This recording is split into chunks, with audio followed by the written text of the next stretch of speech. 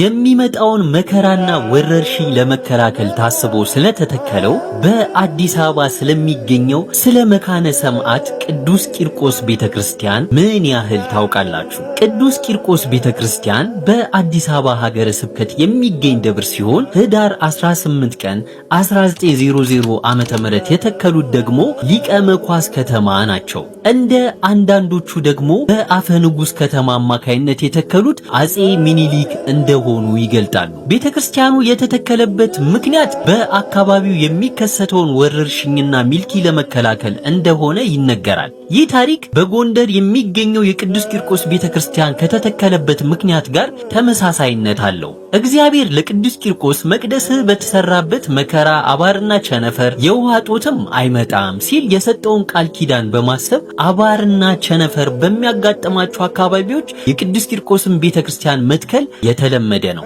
እንደ ምሳሌም በአጼ ዘርዓ ያዕቆብ ዘመነ መንግስት በደብረ ብርሃን ከፍተኛ ወረርሽኝ ባጋጠመ ጊዜ በከተማው በስተቀኝ በኩል የቅዱስ ቂርቆስን ቤተክርስቲያን አሰርተው እንደነበር ዜና መዋላቸው ይገልጣል። ወዲያውም ወረርሽኙ በመቆሙ በዚህም ተደስተው ብዙ ስጦታ ለደብሩ ሰጥተው ነበር። በ1977 ዓመተ ምህረትም በጎንደር የከብት በሽታ ገብቶ ከብቱን ሁሉ ጨርሰው በዚህ ጊዜ የነበሩት ንጉስ መናኔ መንግስት ተክለ ሃይማኖት ሱባኤ ገብተው አቤቱ ጌታዬ በዘመኔ እንዲህ ያለ ነገር እንደምን ይሆናል? ከብቱን ሁሉ ጨርሶ ወደ ህዝቡ ተላለፈ።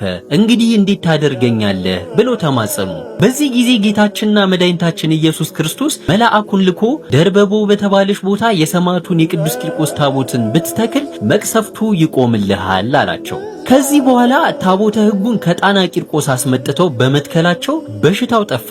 ምናልባትም በአዲስ አበባ የቅዱስ ቂርቆስ ቤተክርስቲያን እንዲተከል የተደረገው ይህን ታሪክ በሚያውቁ ሰዎች ሊሆን እንደሚችል ይገመታል።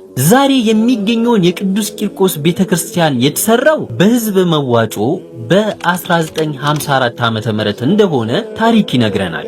እስኪ ስለ መካነ ሰማዕት ቅዱስ ቂርቆስ ቤተክርስቲያን የምታውቁትን ኮሜንት አድርጉልኝ። የጨርቆስ ወዳጅ ዘመዳችሁን ሜንሽን አድርጉለት። ይህ ታሪክም ለሌሎች እንዲደርስ ላይክ፣ ሼር፣ ኮፒ ሊንክ እንዲሁም ይህንን አካውንት ፎሎ ማድረጋችሁ እንዳይረሳ።